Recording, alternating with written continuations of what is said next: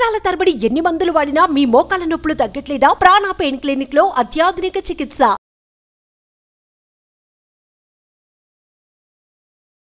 నమస్తే, welcome to Suman TV. Osteogenesis imperfecta. So generally పుట్టుకతో వచ్చేటువంటి జెనెటిక్ బోన్ డిసీజ్గా పిల్లల్లో ఎక్కువగా వస్తుందని చెప్తూ ఉంటారు. అసలు ఇది రావడానికి రీజన్స్ ఏంటి, దీనికి ఎటువంటి చికిత్సా పద్ధతులు అందుబాటులో ఉన్నాయి, ఇవన్నీ రకాలుగా ఉంటాయి. ఈ విషయాన్ని తెలియజేసేందుకు మనతో పాటు ఉన్నారు డాక్టర్ కేజీ రెడ్డి గారు, advanced robotic chief joint replacement and arthroscopic surgeon from Apollo hospital, Jubilee hills. Hello sir. Hello sir, ఇది కొంచెం రేర్ డిసీజ్ గానే చాలా మంది చూస్తూ ఉంటారు. నిజానికి ఇది ఎన్ని రకాలుగా ఉంటుంది సార్? సో యాక్చువల్లీ చాలా మందికి ఆస్టియోపొరోసిస్ గురించి, ఆర్థరైటిస్ గురించి, వీటన్నిటి మీద చాలా అవగాహన ఉంటుంది. సో ఈ ఆస్టియోజెనిసిస్ ఇంపర్ఫెక్టా అనేది పిల్లల్లోనే మేజర్గా రావడానికి రీజన్స్ ఏంటి? ఏ ఏజ్ గ్రూప్లోని పిల్లలకి వస్తూ ఉంటుంది? దీనికి కారణాలు. ఎస్, ఆస్టియోజెనిసిస్ ఇంపర్ఫెక్టా అనేది genetically transmitted disease.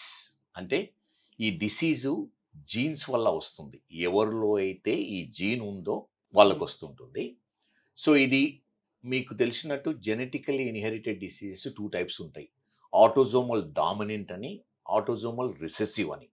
Autosomal dominant అంటే జీను ఎవరిలో ఉందో కంపల్సరీ డిసీజ్ వస్తుంది. రిసెసివ్ అంటే రావచ్చు రాకపోవచ్చు.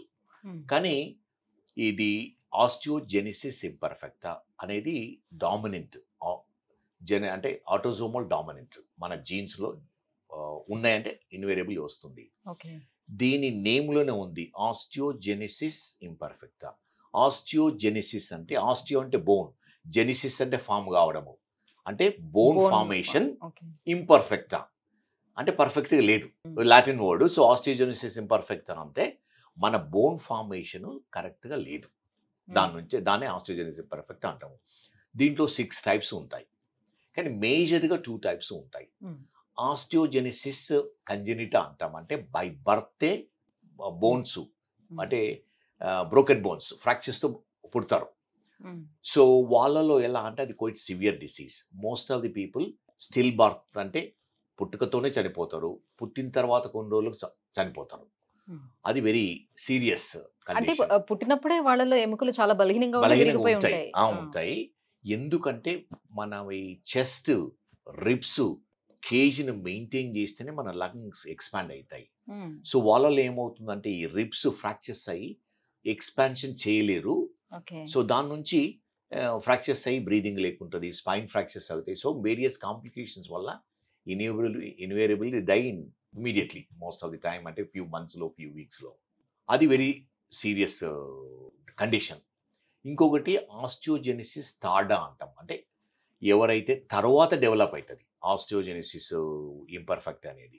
వాళ్ళలో ఏంటంటే చిన్న ఇంజురీ అయిన వెంబడే ఫ్రాక్చర్ అవుతుంది చిన్నపిల్లల్లో. మోస్ట్ ఆఫ్ దెమ్ ఈ చిన్నపిల్లల డిసీజే. తర్వాత కింద పడకముందే కొంచెము బరువేసి చేతుల్లో నించుకోవడము, కాళ్ళలో నడవడం అయితే అవుతుందంటే ఫ్రాక్చర్ అవుతుంది. బెండ్ బోన్స్ ఉంటాయి, లెగ్స్, బో లెగ్స్ కానీ నాక్ నీస్ కానీ ఉండడం ఉంటుంది. అదేవిధంగా స్క్లీరా, బ్లూ స్క్లీరా ఉంటుంది. స్క్లీరా కలర్ కూడా బ్లూ స్క్లీరా ఉంటుంది, అది one of the diagnostic things. తర్వాత చెస్ట్ డిఫార్మిటీస్ ఉంటాయి.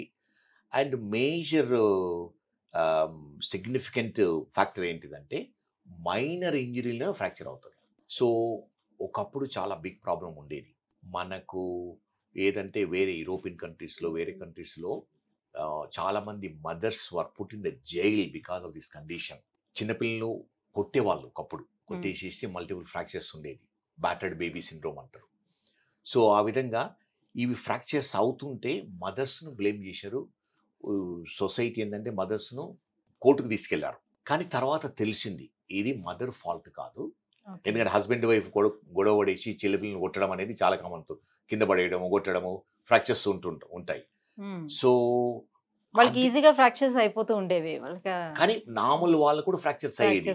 కానీ వీళ్ళకు ఆ ఇంజురీ లేకుండా ఫ్రాక్చర్స్ అయ్యేది. సో కొందట్లో ఆస్టియోజెనిసిస్ ఇంపర్ఫెక్ట్ డయాగ్నోస్ కాకపోతే ప్రాబబ్లీ పేరెంట్స్ వీళ్ళను మిస్యూజ్ అంటే ఫిజికల్లీ అసాల్ట్ చేశారు అని ఉండేది. కానీ జీన్స్ టెస్ట్ చేసేస్తే డయాగ్నోసిస్. ఆ విధంగా కొన్ని ఫాల్స్ అలిగేషన్స్ కూడా ఉండేవి ఇంతకు ముందు. అందుకని ఎవరికైతే ఈ ప్రాబ్లం ఉందో ముందు ఆ జెనెటిక్ అనాలిసిస్ చేసి డయాగ్నోస్ చేస్తారు. సార్ నేను ఒక వీడియో చూసాను. ఆ వీడియోలో పాప చాలా చిన్న పాప ఉంది, ఒక 2 years అలా ఉంది అమ్మాయి.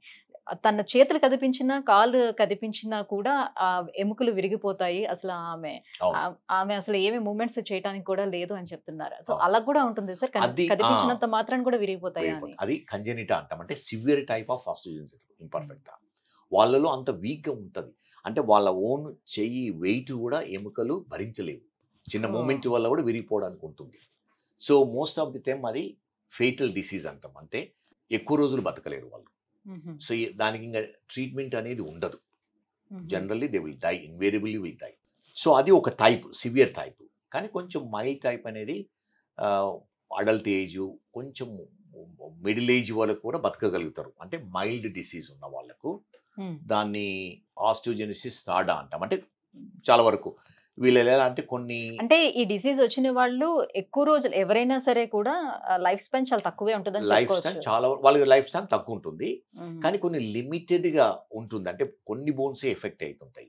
సో వాళ్ళకి ఏం చేస్తామంటే మేము సర్జరీ చేస్తాము, అంటే ఫ్రాక్చర్ అయితే సర్జరీ చేస్తాము.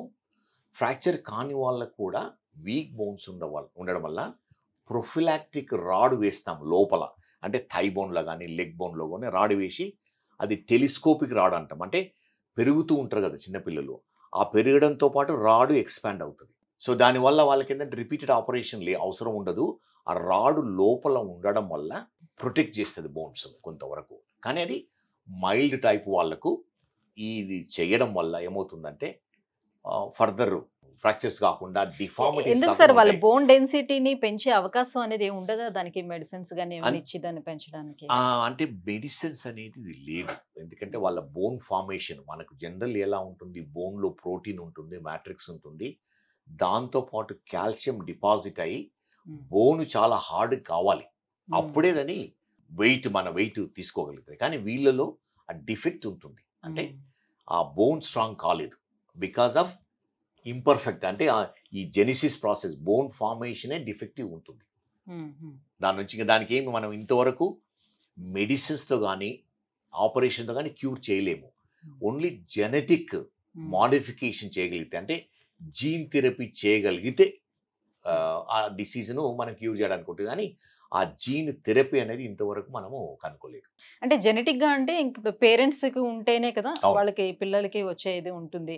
మరి పేరెంట్స్ కి ఉండేటప్పుడు పేరెంట్స్ ఎలా ఈ బేబీస్ కి జన్మనివ్వగలుగుతారు? ఎట్లా అంటే ఇది కొన్ని ఎలా అంటే ఈ జీను ఉన్న వాళ్ళకు మైల్డ్ టైప్ ఉన్న వాళ్ళకి ఎలా ఉంటుందంటే అది సిమ్టమ్స్ ఎక్కువ కనిపించవు.